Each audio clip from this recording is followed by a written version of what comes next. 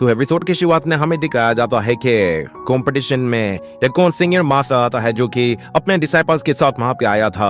उसके साथ एक जूनियर लड़की होती है जो कि लिवर तो देखकर उसे हेलो कहती है, तो लिवर भी उसे देखकर काफी खुश होती है। मगर वो लड़की लुआन स्ट्रॉन्ग को देखते ही गुस्से में आ जाती है और दूसरी तरफ जेलान और सिंगल डिसाइपल को भी हेलो कहती है। वही पे ग्रैंड मास्टर अनाउंस करते हुए कहता है कि अगला मैच है शुआन लोंग का, उसके अपोनेंट होगी लिन शाओपिंग थी हु याओ। वो दोनों ही एक दूसरे की काफी पुरानी दुश्मन थी और दोनों ही एक दूसरे से लड़ने के लिए फौरन से बैटल ग्राउंड में आ जाती हैं। और वहां पे आते ही पुलियाओ कहती है कि सच नोट जानते हैं, तुम्हें कुछ कहने की जरूरत नहीं है। मगर शुआन लोंग उससे कहती है कि तुझसे लास्ट टाइम मिले हुए बहुत ही लंबा टाइम हो गया है, मैंने सोचा नहीं था कि हम लोग दोबारा से एक दूसरे के साथ कॉम्पीट करेंगे। लेकिन हु याओ कहती है कि मैं जानती हूँ कि तू अपने शिन हाई युआन के सामने दिखावा करने की कोशिश कर रही हो, पर शायद तुम नहीं जानती कि मैं अपने पीक पे बहुत ही लंबे टाइम से काफी हार्ड ट्रेनिंग कर रही थी, सिर्फ और सिर्फ इफ यू डिडंट के लिए। मुझे इसी मौके का बहुत ही लंबे टाइम से इंतजार था। मैं बस ये जानना चाहती हूँ कि आखिर तुम मुझे कमजोर समझने की गलती क्यों कर रही हो। ये सिंपल लॉन्गशुआन हैरान हो जाती है और दूसरी तरफ हु याओ वो फौरन से अपना उन्माय बाव बाहर निकालती है और से कहती है कि मेरा ये बो फायर के साथ अटैक कर सकता है। ये कहते ही वो जैसे उस पे एक एरो से अटैक करती है तो शुआन लोंग उसे अपनी ड्रैगन सोर्ड से रोक लेती है और जैसे ही हु याओ उस पे दोबारा से हमला करती है तो इस मर्तबा भी शुआन लोंग उसे बहुत ही आसानी से रोक कर दूसरी तरफ चले जाती है और अपनी ड्रैगन सोर्ड से उस पे के बाद एक अटैक करना शुरू कर देती है, जिससे हु याओ भी उसका डटकर मुकाबला करती है। मगर जैसे ही शुआन लोंग अपने सामने बहुत बड़े बड़े आइस क्रिस्टल्स खड़े कर देती है तो इस तरफ हु याओ अपने फायर एरो का इस्तेमाल करते हुए उन सभी स्टोन्स को डिस्ट्रॉय कर देती है। मगर इतने में शुआन लोंग उसके बिल्कुल पीछे आ जाती है और उस पर एक के बाद एक प्रेसियाटेक्स करना शुरू करती है, जिससे हु याओ खुद को बचाते हुए अपने तीर कमान को एक स्पीयर में कन्वर्ट कर देती है और वो देखती है कि जैसे ही शुआन लोंग हवा में ऊपर गई है तो वो उसे अपने स्पीयर के जरिए भागने की कोशिश करती है, मगर शुआन लोंग उस स्पीयर को भी आसानी से ब्लॉक कर लेती है। ये देखते हुए हु याओ वो दोबारा से अपना स्पीयर लेकर फिर से एक जोर का अटैक करती है, जिससे वो शुआन लोंग को पीछे धकेल देती है। मगर में हम लोग देखते हैं कि शुआन लोंग वो फिर से हवा में ऊपर आती अब ये पोर्ट फॉर्मेशन एक्टिवेट करते हुए हु याओ पर एक के बाद एक उसे आइस एटर्स की बारिश कर देती है, जिसकी वजह से वहाँ पर हर जगह स्मोक फैल जाता है और शुआन लोंग जैसे नीचे आती है तो हमें दिखाया जाता है कि उसके नाइफ क्रिस्टल अटैक की वजह से हु याओ उसमें ट्रैप हो गई थी। और फिर शुआन लोंग उससे कहती है कि मुझे यकीन नहीं आ रहा कि जूनियर विस्टर तुम काफी अपग्रेड हो गई हो, मगर तुम्हारे अंदर अब भी गुस्सा बहुत ज्यादा है, तुम्हारे अंदर सब्र की कमी है। इससे लग रहा है कि जैसे तुम्हें जीतने के लिए बस एक मूव ही चाहिए, तुम्हें मूव के साथ जीत कर पता नहीं क्या शो करना चाहती हो। ये सुनते ही हु याओ फौरन से अपने आप को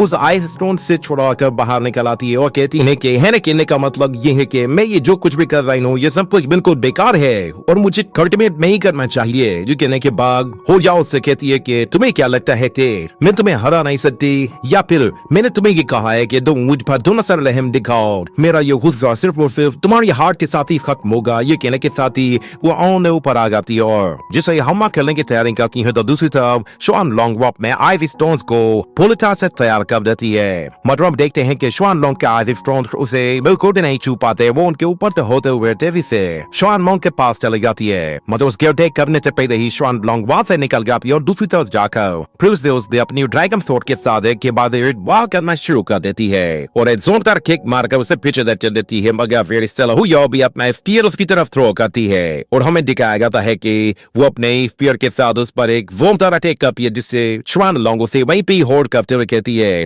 तुम बेवकूफी कर रही हो। ये कहते हुए वो उसे पीछे धकेलने की कोशिश करती है और हु याओ से कहती है कि तुम जो ये हरकत कर रही हो इससे हमारा रिलेशन टूट जाएगा। मगर हु याओ कहती है कि मैं आज तुम्हें हरा कर इस रिलेशन को भी हमेशा के लिए खत्म कर दूंगी। ये कहने के बाद हु याओ अपने इस बियर से जिस पे हमला करती है तो शुआन लोंग फिर से पीछे हट जाती है। वो दोनों ही एक दूसरे पर अपना पूरा जोर लगा रहे होते हैं, मगर हम शुआन लोंग को देखते हैं वो बिल्कुल शांत होती है, जैसे कि उसे कोई खास फर्क नहीं पड़ रहा था। और इसी बात का हु याओ को बहुत ही ज्यादा गुस्सा आ रहा था क्योंकि वो उसके आगे बिल्कुल बेबस थी। वो उसे मारने की पूरी कोशिश कर रही थी मगर अभी तक वो उसे हल्की सी खरोट तक नहीं पहुंचा पाई थी। ये कहने के बाद वो अपने स्पीयर को दो अलग अलग ब्लेड्स में कन्वर्ट कर देती है और तेजी से शुआन लोंग पे एक स्पिरिचुअल एनर्जी वेव अटैक करती है, जिसे वो जैसे ही रोकती है तो मौके का फायदा उठाते हुए हो याओ उसे जोर से हिट करते हुए उसे दूसरी तरफ उछाल देती है। मगर फिर श्वान लोंग उसे समझाते हुए कहती है कि मुझे तुमसे कोई भी नफरत नहीं है, मुझे तुमसे नफरत करके आखिर क्या मिलेगा। मगर हो याओ कहती है कि तुम थोड़ी देर रुक जाओ, तुम्हें हराने के बाद मैं तुमसे सब कुछ उगलवा लूंगी। ये कहने के बाद हमें दिखाया जाता है कि वो अपने उसी वेपन के साथ एक बहुत ही पावरफुल फायर अटैक करती है, जिससे श्वान लोंग बाल बाल बचती है। मगर फुरियाओ वो रुकने का नाम ही नहीं लेती, वो उस पर एक के बाद एक फिर से अटैक्स करना शुरू करती है। मगर उसका कोई भी अटैक श्वान लोंग के सामने बिल्कुल भी काम नहीं कर पा रहा था, वो उससे ज्यादा फास्ट थी। और फिर हमें दिखाया जाता है कि श्वान लोंग अपनी स्वॉर्ड के साथ उस पर एक बहुत ही पावरफुल एनर्जी अटैक करके उसे वापस से पीछे धकेल देती है। ये देखते हुए हो याओ भी अपनी पूरी ताकत इस्तेमाल करने का डिसाइड करती है और वो अपने उसी ह्यूमन की पूरी ताकत को यूज करने के लिए उसे फिर से कंबाइन करती है। और जैसे उससे अपनी पूरी एनर्जी जनरेट करती है तो दूसरी तरह लोंग भी अपनी पूरी पावर इस्तेमाल करने के लिए अपनी ड्रैगन सोर्ड को हवा में भेज देती है, जो कि वापस से जमीन के अंदर चले जाती है। और हमें दिखाया जाता है कि उस ड्रैगन सोर्ड से एक बहुत ही पावरफुल स्पिरिचुअल ड्रैगन बाहर निकल आता है। और इस तरफ हो याओ जैसे ही वो अपने उसी कमान के साथ फायर एनर्जी अटैक करती है तो इस तरफ वो ड्रैगन अटैक करता है। दोनों ही अटैक्स एक दूसरे को पीछे धकेलने की कोशिश करते हैं, मगर वो ड्रैगन ज्यादा ताकतवर होने की वजह से हो याओ को पूरी तरह से पीछे धकेल देता है। अभी पूरी तरह से फ्रीज हो जाती है और श्वान लोंग उसके पास आकर कहती है कि इस लड़ाई का फैसला हो गया है, मेरे ख्याल से अब हम लोग एक साथ बैठकर बात कर सकते हैं। मगर वो लड़की कहती है कि भले ही तुम लड़ाई जीत गई हो, मगर मेरी नफरत अभी भी कम नहीं हुई है। मगर फिर श्वान लोंग उससे कहती है कि मुझे एक मौका दो, मुझे लगता है कि शायद मैं तुम्हारी कोई मदद कर सकती हूँ। ये सुनकर हो याओ कहती है कि चलो फिर मैं तुम्हें एक मौका देती हूँ, मैं भी देखती हूँ कि तुम क्या कर सकती हो। ये देखने के बाद ग्रैंड एल्डर अनाउंस करते हुए कहता है कि आज के मैच की विनर है श्वान लोंग। उसकी जीप पर वहाँ बैठे हुए लोग सब उसके लिए बहुत खुश होते हैं, उसे अप्रिशिएट करते हैं। मगर श्वान लोंग उस जूनियर से कहती है कि तुमने भी काफी अच्छी कोशिश की है। और इस तरफ हमें फेंग हान को दिखाया जाता है जो श्वान लोंग की जीत पर काफी खुश होता है। और वहीं पे लिन शाओ वो भी उस फाइट को काफी एंजॉय कर रही थी। इतने में अचानक फेंग हान उससे कहता है कि चलो आज की लड़ाई के बाद तो मुझे काफी भूख लग गई है, क्यों ना हम लोग चलकर कहीं खाना खा लें। और इस तरह लिन शाओ उस ड्रैगन गर्ल की तरफ देखते हुए कहता है कि आखिर इस गेमन क्लान में और हमारे डीमन क्लान में क्या डिफरेंस है। ये कहने के बाद वो फेंग हान के पीछे चले जाती है और हमें दिखाया जाता है कि वो लिन शाओ को एक रेस्टोरेंट में लेकर आता है जो कि शेनहाई में मौजूद था। उस जगह को देखकर लिन शाओ काफी खुश होती है और वो कहती है कि यहाँ पे बहुत ही कम लोग खाना खाने के लिए आते हैं, यही वजह है कि शायद ये जगह काफी खूबसूरत है। और वहाँ पे बहुत सारे लोग आज की उस फाइट के बारे में बातें कर रहे होते हैं। इतने में हम लोग देखते हैं कि फेंग हान वो अंदर की तरफ चला जाता है और दूसरी तरफ लिन शाओ वो पानी के एक तालाब की तरफ जाती है और वहाँ पे कुछ मछलियों को देखती है तो उसे याद आता है कि ये सीन उसने पहले भी कभी देखा है, मगर उसे याद नहीं आ रहा था कि उसने ये कब देखा था।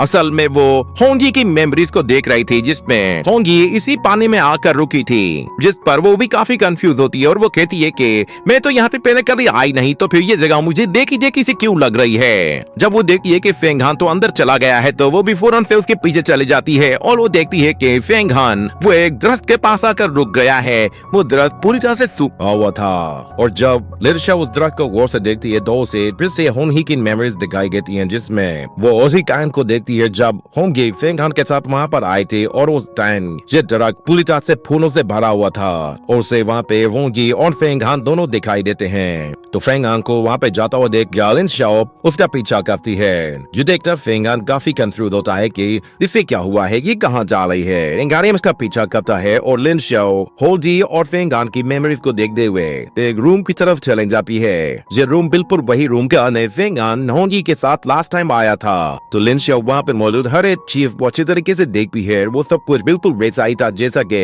होंगी के टाइम में था। और फेंग हान जब उसे वहाँ पे देखता है तो वो भी काफी सरप्राइज होता है और वो कहता है कि चिन यहाँ पे किस याद आई, क्योंकि ये रूम बिल्कुल वही रूम है जहाँ पे मैं होंगी के साथ लास्ट टाइम आया था। और इस तरफ लिन शाओ एक और प्लांट को आकर देखती है, उसे याद आता है कि होंगी के टाइम पर ये प्लांट काफी छोटा था और ये अब काफी बड़ा हो चुका है। तो फेंग हान वहाँ पर उसी टेबल पे आकर बैठ जाता है और वहाँ पे मौजूद कुछ स्टिक्स को उठाकर पानी में डाल देता है। ये देखकर लिन शाओ काफी सरप्राइज होती है, क्योंकि फिर वहाँ पे कुछ मछलियाँ बाहर निकल आती हैं जो कि उन स्टिक्स को पकड़कर सीधा पानी के अंदर ले जाती हैं। तो पानी के अंदर से कुछ फूल बाहर निकल आते हैं, उन फूलों के अंदर खाने पीने की चीजें होती हैं। तो फेंगान उनमें से एक जार को उठाता है और उसका ढक्कन खोलता है, तो उसके अंदर वाइन होती है जिसे वो फौरन से पीना शुरू कर देता है। और इतने में फिर वहाँ पर एक और बंदे की एंट्री होती है जो कि लिन शाओपीक का डिसाइपल था, और वो फेंगान के सामने आकर खड़ा हो जाता है। तो फेंगान उसे देखकर कोई भी रिस्पॉन्स नहीं देता और अपना खाना खाने में मसरूफ रहता है। मगर वो देखता है कि वो बंदा अभी भी वहीं पे खड़ा हुआ है। तो फेंगान कहता है कि मैं तुम्हें नहीं जानता। ये सुनकर वो डिसाइपल कहता है कि मैं लिन शाओपीक का लिन यान हूँ। ये सुनकर फेंगान हैरान होता है और वो कहता है कि ये तो वुहान से का डिसाइपल है। जिसके बाद वो लिन यान से कहता है कि तुम यहाँ पे क्यों आए हो। इसलिए मैं दूसरी तरफ लिन शाओ वो लिन यान से कहती है कि तुम लिन शाओपीक से हो। इसका मतलब फिर ये है कि वो लड़की जिसका आज मैच हुआ है वो तुम्हारी जूनियर सिस्टर होगी। मुझे वो लड़की सच में काफी अच्छी लगी, अब उसे भी अपने साथ लेकर आते तो मुझे और भी अच्छा लगता। मगर लिन यान कहता है कि वो इस वक्त जियालान के साथ गई है ताकि वो लोंग चुआन के साथ अपना आना टाइम याद करके उसके साथ अपनी नई मेमोरीज बना सके और वो लोग आपस में एक दूसरे के अच्छे दोस्त बन सके। मगर इतने में फेंगान लिन यान से कहता है कि तुम्हें मुझसे क्या चाहिए। तो लिन यान उसे बताता है कि ब्रदर, मैं यहाँ पे सिर्फ और सिर्फ तुम्हें ये याद दिलाने के लिए आया हूँ कि जी नानपियान वो तुम्हारा दुश्मन है। तुम्हें उससे जरा संभाल कर रहना चाहिए, क्योंकि मैं देख रहा हूँ कि वो बंदा तुम्हारी नफरत में और भी ज्यादा खतरनाक होता जा रहा है। और मुझे ऐसा लग रहा है कि जैसे वो अब नफरत की आग में बहुत ही ज्यादा आगे बढ़ गया है। तुम दोनों बिल्कुल एक फायर और एक वाटर की तरह हो। मुझे नहीं लगता कि वो तुम्हें किसी भी तरह इस कंपटीशन में आगे जाने देगा। अगर तुम सारे ही वॉरियर्स की लिस्ट देखो तो सिर्फ और सिर्फ ये नानपियान के पास ही एक डेजुलेशन स्वॉर्ड है। मगर यही नहीं, मुझे ऐसा लग रहा है कि जैसे उसने अभी भी बहुत सारे अपने ट्रम्प कार्ड्स छुपा कर रखे हैं। मैं बस तुम्हें यहाँ पे अलर्ट करने के लिए आया हूँ कि तुम खुद अपनी तैयारी कर लो, वरना तुम्हें इससे लड़ते हुए बहुत ज्यादा नुकसान हो सकता है। ये सुनकर फेंगन कहता है कि अच्छा, ये काफी इंटरेस्टिंग बात है, क्योंकि मैंने जब से सुओ टियानलू के साथ 10 साल का एग्रीमेंट किया है तब से लेकर अब तक यूहाउसे का हर एक डिसाइपल मुझे इग्नोर कर रहा है। आखिर इस जी नानपियान की हिम्मत कैसे हुई मेरे अगेंस्ट इस तरह की कोई तैयारी करने की, और तो इतनी परवाह क्यों करने लगे हो, और तुम जी नानपियान के अगेंस्ट आके मेरी मदद क्यों कर रहे हो। मुझे ऐसा लग रहा है कि जैसे अगर तुम मेरी मदद करोगे तो शायद जी नानपियान इसके लिए तुम्हें भी छोड़ने वाला नहीं है। मगर लिन कहता है कि मैं जो भी कहता हूँ मैं सच कहता हूँ। मुझे वो लोग बहुत पसंद हैं जो कि दूसरे लोगों की परवाह करते हैं, खास तौर पर उन लोगों की जो कि हमारे ही सेम हमारे जैसे डिसाइपल हैं। मगर मैं आजकल देख रहा हूँ कि हमारे यूहाउसे में बहुत सारे ऐसे डिसाइपल्स आ गए हैं जो कि अपने खुद के फायदे के लिए अपने ही दोस्तों तक को मार देते हैं। पर जब से मैंने तुम्हारे बारे में सुना है मैं तब से तुम्हारा फैन बन गया हूँ। मैं तुम्हारी कोई हेल्प तो नहीं कर सकता, पर मैं तुम्हें इंफॉर्मेशन दे सकता हूँ। मुझे ऐसा लगा है कि जैसे हम दोनों में कोई ज्यादा फर्क नहीं है, हम दोनों बिल्कुल एक जैसे ही हैं। और यही वजह है कि मैं तुम्हारे पास सिर्फ और सिर्फ ये इंफॉर्मेशन देने के लिए ही आया था, ताकि तुम खुद को किसी तरह उससे बचा सको। तुम्हें उसके जाल में फंसने के बजाय अपनी कोई अलग से तैयारी कर लेनी चाहिए। ये सुनकर फेंगान थोड़ी देर के लिए खामोश हो जाता है, जिस पर लिन कहता है कि आपको डिस्टर्ब नहीं करना चाहता था, मैंने जो बात कहनी थी मैंने वो कह दी है, अब मैं चलता हूँ। ये कहते ही वो जैसे ही जाने लगता है तो फेंगान वो उससे कहता है कि जरा एक मिनट रुको। ये कहते वो तरफ एक जाल थ्रो करता है जिसे वो फौरन से पकड़ लेता है और कहता है कि आखिर इसका क्या मतलब है। तो फेंगान खड़ा हो जाता है, उससे कहता है कि ब्रदर लिन, ड्रिंक करने के बारे में तुम्हारा क्या ख्याल है। तो लिन कहता है कि मैं ड्रिंकिंग में इतना अच्छा नहीं हूँ। तो फेंगान कहता है कि चलो फिर आज क्यों ना ट्राई कर लें। ये कहने के बाद फेंगान एक वाइन का ढक्कन उतार कर उसे फौरन से पीना शुरू कर देता है। ये देखकर लिन कहता है कि चलो फिर ठीक है। ये कहते ही वो भी एक जार का ढक्कन उतार कर उसे फौरन से पीना शुरू कर देता है। उन लोगों को इतना खुश देखकर लिन शाओ कहती है कि लोग तो सच में काफी स्ट्रेट फॉरवर्ड हो। ये कहने के बाद वो भी उनके साथ वाइन एंजॉय करती है। बाद ब्रदर लिन शाओ से कहता है कि मैं आपके बारे में नहीं जानता, क्या आप मुझे अपना नाम बता सकती हैं। तो लिन शाओ उसे अपना नाम बताती है और कहती है कि मैं फेंगहान की एक मेड हूँ। ये सुनकर ब्रदर लिन कहता है कि तुम तो दिखने में भी काफी अच्छी हो और काफी पावरफुल भी लग रही हो, आखिर तुम किसी की मेड कैसे हो सकती हो। जरूर तुम्हारे अंदर कुछ ना कुछ खास बात है। मगर फिर लिन शाओ कहती है कि आप तो बेवजह ही इतनी तारीफें कर रहे हैं, मैं इतनी खास नहीं। ये सुनकर ब्रदर लिन हंसने लगता है और फिर फेंगान कहता है कि ब्रदर लिन ये देखो। ये कहते ही वो उसे अपना जार दिखाता है जो कि खाली हो चुका था। तो फिर दूसरी तरफ लिन कहता है कि जरा ये भी देख लो, उसका भी जार खाली हो गया था।